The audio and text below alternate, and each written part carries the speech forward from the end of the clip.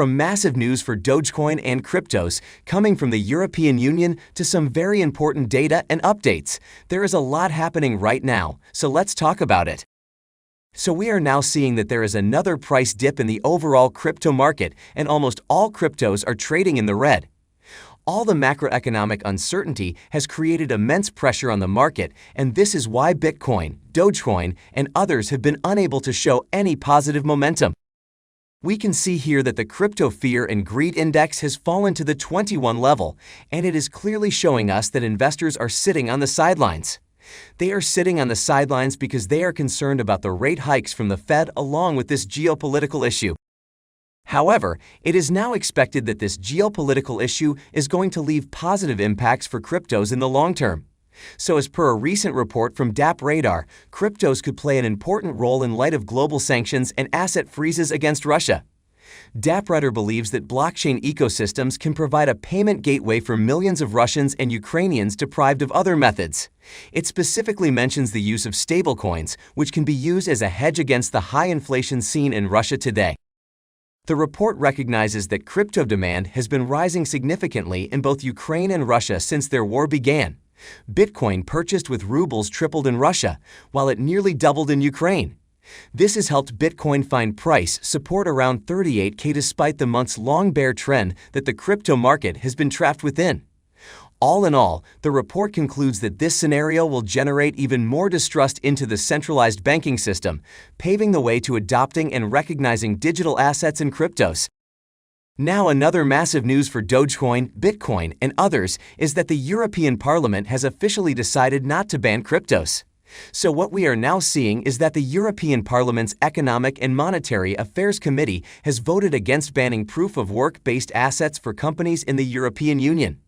And it has given support to an alternative proposal on crypto assets by European Parliament member Stefan Berger. So this is indeed good news and a sigh of relief for the cryptos community. This is because there were speculations that the EU is going to ban cryptos, and it created a lot of FUD in the market. And it was expected that the market was going to crash. But holders can now be relieved to see that nothing bad is going to happen now and no one is banning cryptos. Meanwhile, we can see here that Patrick Hansen, head of strategy at Unstoppable Finance, is saying that the committee of the EU Parliament just voted against the de facto POW ban. Overall, 23 voted in favor of the ban amendment, 30 voted against, and 6 abstained. And he believes that this is a big relief in political success for the Bitcoin and the crypto community in the European Union. Similarly, MP from Paris, Pierre Person, is saying that it seems that reason and common sense prevailed. He is saying that we must continue to defend the principle of technological neutrality, and Europe must remain in the global competition. All in all, this is pretty positive news for cryptos. And it is good not only because cryptos are not going to be banned in Europe. The most important thing to note here is that it is a big political win for cryptos. And this is why I believe that this news is just saying to us that cryptos are here to stay, no one is going to ban them, and they are going to grow over the years. Now, despite this massive good news, you might be wondering why the prices of cryptos are still going down and there is still no uptrend in the market. So the thing is that this is indeed positive news. However, there are some other concerns as well which are affecting the cryptos prices.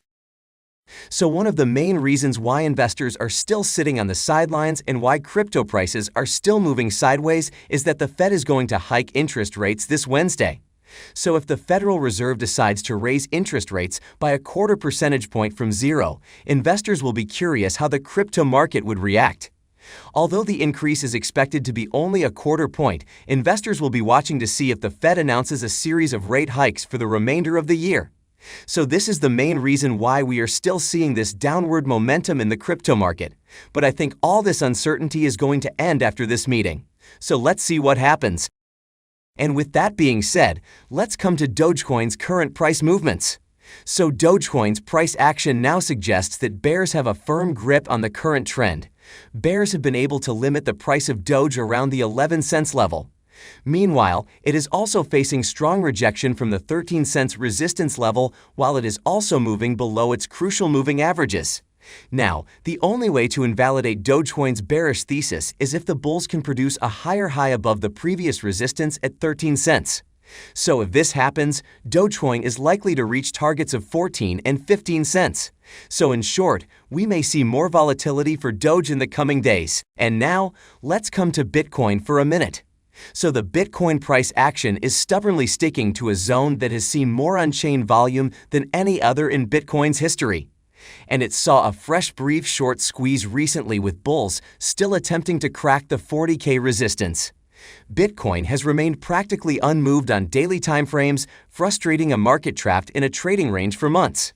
Meanwhile, liquidation data from on-chain monitoring resource CoinGlass is showing limited shakeouts as a result of the latest squeeze higher as Bitcoin liquidations totaled $47 million over 24 hours. And we can see here that the CEO of Moskovsky Capital, Lex Moskovsky, has highlighted the historical significance of current spot price levels. He is saying that this is the mother of all consolidations for Bitcoin, as on-chain volume at 39K is the largest in the entire history of Bitcoin. He also stated that a record 775K Bitcoin changed hands at around 38.7K. And seeing the current market environment, crypto analyst Michael van de Poppe is saying that altcoins are again showing a lot of weakness in the Bitcoin pair as they are dropping, and Bitcoin is still consolidating. So he believes that these are not the best signs for the markets. Meanwhile, we can see here that Bitcoin whales have started to pull out of the market. The current accumulation trend score from Glassn shows that whales are activity distributing tokens, suggesting a low probability of reversing the recent price slump if this pattern persists. We can see here that since the start of 2022, it opened with a score of around 0.7, indicating whales were mainly accumulating. However, the current score is just 0.027, showing a complete turnaround in sentiment. So this is a bullish thing for Bitcoin, since lack of interest from whales can extend this consolidation phase for it. However, the good thing is that retail investors are currently buying Bitcoin. We can see here that data from on-chain analysts Ecoinometrics supports the view that whales are selling. However, their analysis also included examining what small fish are doing, and contrary to the whales, retail investors are currently buying Bitcoin. So this is a good thing for Bitcoin, but we still need support from whales if we want Bitcoin to move to the upside from here. On the other hand, despite all this bearish movement, some analysts are still remaining bullish on Bitcoin. For example, we can see here that crypto analyst Crypto Rover has predicted that Bitcoin is going to trade around 50K within 30 days from now. Meanwhile, we are now seeing that Singapore's biggest bank CEO is saying that cryptos like Bitcoin will continue to grow as a meaningful store of value. So this is good news for Bitcoin, as the CEO of a major bank is predicting a massive growth for it. And now, let's see what is happening with Ethereum. So Ethereum has been consolidating below the 2.6K price level during the last 24 hours. However, it appears to be attempting an upside break at the moment. This is because its MACD has been trying to enter the bullish territory, and this suggests that the sell-off in Ethereum may be nearing an end. But Ethereum must overcome the first significant resistance near the 2.6K level, and if it does, the price might soar as high as the 2.8K mark in the short term. And with that being said, let's come to some important crypto updates. So U.S. Senator Cory Booker has recently come up with some very positive comments for cryptos. He is saying that crypto is an exciting innovation that needs to be nurtured and regulated properly to make the most out of it. He also praised the efforts taken by the Biden administration to position the U.S. as a leader in the upcoming sector. So this is positive news for cryptos, as a U.S. senator is praising them and backing the idea of the U.S. embracing cryptos. Now, another good news for cryptos is that Standard Chartered is entering the crypto space with new services. So we are now seeing that with the help of financial services, heavyweight Standard Chartered and Northern Trust, crypto custody startup Zodia is developing new solutions for institutional investors in an effort to generate returns. The company is ready to introduce collateral management services that will allow large investors to profit from their crypto investments. So this is positive news for cryptos, since these services are expected to attract a lot of large investors to cryptos, and this means that crypto adoption is going to surge dramatically. And now, coming back to Dogecoin, despite all this uncertainty, I still believe that Doge is going to make some big moves in the next few months. From the EU not banning cryptos to all these updates about rising crypto adoption, I believe that the long-term outlook is pretty bullish for Dogecoin. And that's it for today's video. If you liked our content, please leave a comment in the comment section below.